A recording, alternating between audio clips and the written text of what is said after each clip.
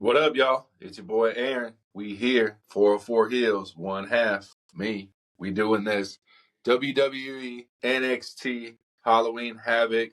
Just a real quick review show. Like I said, if y'all are following, I just started kind of watching it 3 weeks ago. Caught my attention. I figure I'd give my thoughts, all that good stuff about WWE NXT every Tuesday nights. This was a PLE in Hershey, Pennsylvania. But NXT this week will be on Wednesday night going head to head with Dynamite. And WWE is doing it in the old ECW stomping grounds. Looking forward to that, seeing what kind of show they can produce out there. But let's get into it, y'all. The show starts with the rematch for the North American Championship. It's going to be the champion Tony D'Angelo versus the challenger Obafemi. This match was great. They're doing the introductions. Tony D'Angelo says, we already know. They start scrapping.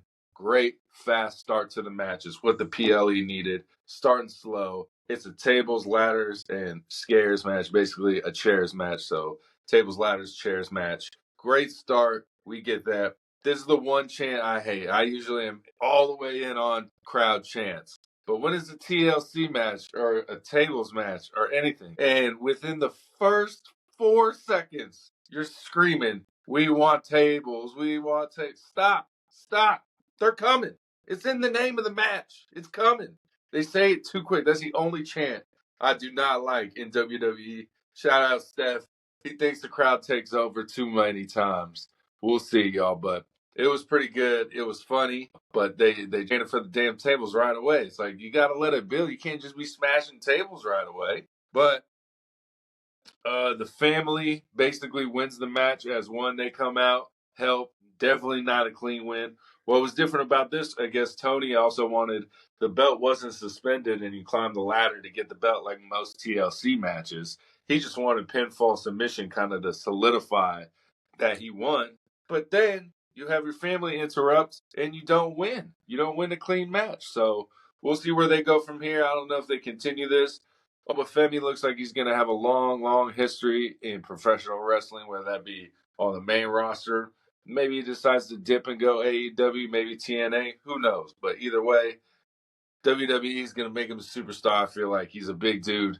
He's going to do a lot of magic. Him versus Braun will be dope. I'm not sure if they fought in NXT. I'm sure they did. I'm sure someone's going to yell at me. My bad. I just started watching it.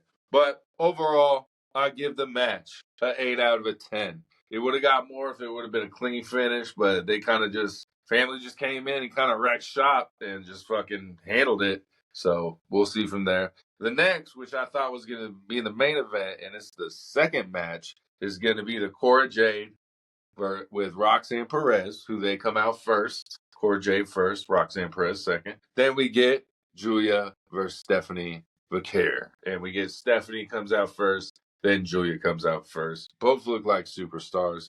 I think the coolest thing about this match is Roxanne Perez, y'all. Like, she is tiny. She's small as shit.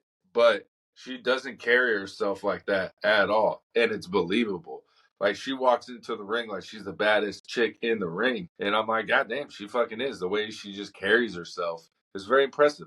It's very impressive. She's very confident. She's not like she's the heel, but she's also not the scared heel. You know, sometimes the heels will play like, get me out of this tag match. Get me out of no. She's like, get me in this tag match. Which I saw a lot of hate for Cora Jade online, but this is like her first match back from, surgery, injury, all that good stuff. And of course, Roxanne's going to be the majority in the match because that's what they're setting up long term with her, Julia, and Stephanie. So, like, yeah, I get it. She wasn't as involved. She didn't have any real big moments, but she did her part and it was good. And I give this match 8.5 out of 10. Honestly, it was good. They had the Delta chick, I think, Saria or something. I don't know. We'll call her Delta until I get their name down right. But she shows up in the stands when, Julia and Stephanie Vaquer are standing in the ring. So we'll see. The ending of this match, amazing. You had Julia, bam, then Stephanie, bam. And surprisingly enough, they pinned Roxanne Perez, which I didn't see coming. I thought it would definitely be a pin on Cora Jade if this team were to lose. So we'll see. We'll see where it goes, y'all. We'll see where Cora Jade goes. What do y'all think, man? Put it in the comments. Let us know what y'all are thinking. Third match, they showed a little vignette, good build up to it. Ridge Holland's been taking out Chase U. I don't know how these motherfuckers wrestle in sweaters. It's got to be so hot in that shit. I don't get it. But they be wrestling in them sweaters, and it looks hot as shit. But Ridge Holland looks like a way better character now in NXT than he ever was in WWE. So hopefully they can build with this character. He gets more involved later on in the main event. So we'll talk about that a little bit later. But just it's an ambulance match. You got to throw him in the back of an ambulance. Kind of built up to it. Couple, couldn't shut the door. I just give it, a 6.8. It wasn't good. It wasn't bad. It wasn't the best. I thought what was kind of dumb at the end was when he put Andre Chase into the ambulance and shut the door. You can see Andre Chase like sitting up right away, reaching for the door. So he's like didn't even really beat him that bad. He just happened to shut the door on this dude. The whole time Andre Chase seemed like he had more to give. Kind of if I want the ambulance match, I want this dude like non-responsive if I throw him in the ambulance. That's just my opinion. I'm doing this for free. I don't get paid to be a writer, so we'll see what happens. But that's what I would have done. I would have had him more knocked out. I would have, just put him on a finisher and kind of just threw him in there and bada bing, bada boom. Then we get, I gave it a 6.8, 6.8 out of 10, Then we get the Kalani Jordan versus the Damn Near Locker Room. Just kidding, is a fatal influence, so she's got a gauntlet match. She's got to go 1, 2, 3. She's got to win 3 matches just to retain it.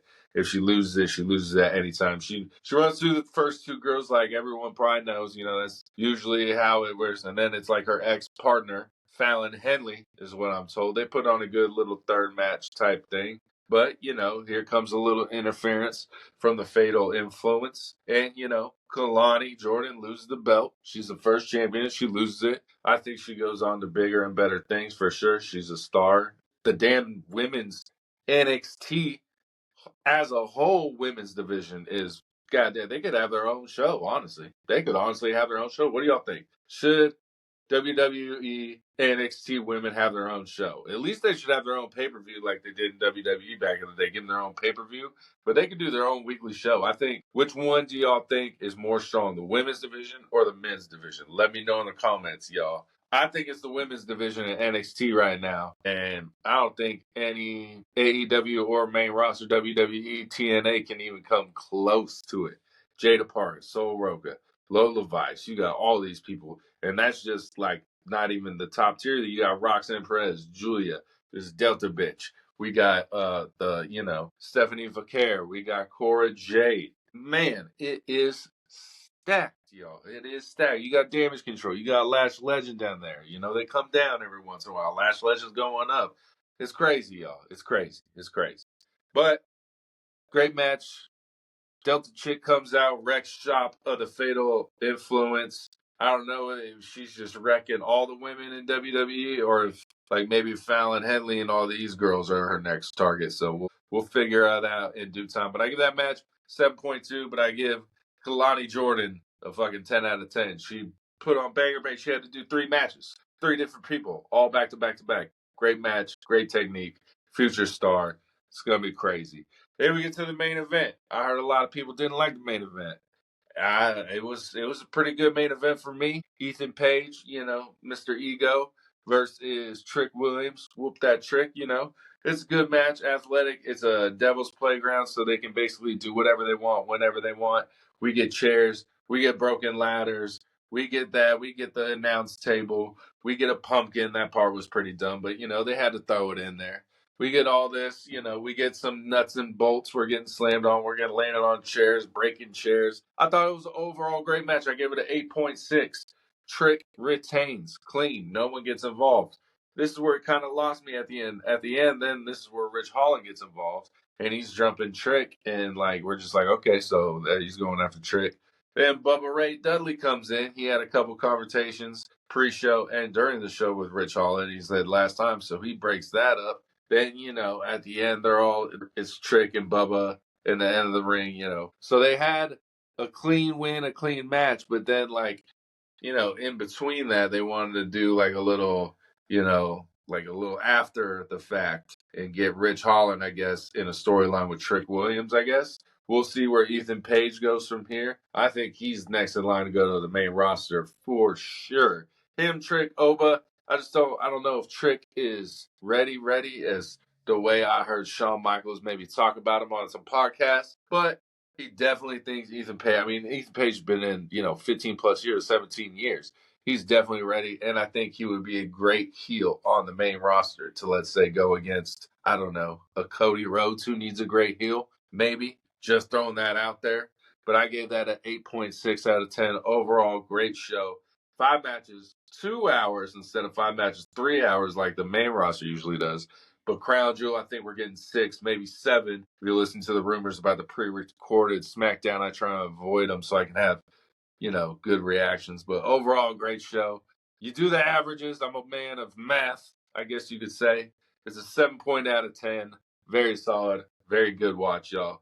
Let me know what y'all like in the comments. Like, comment, subscribe, email 404heels at gmail.com. Peace.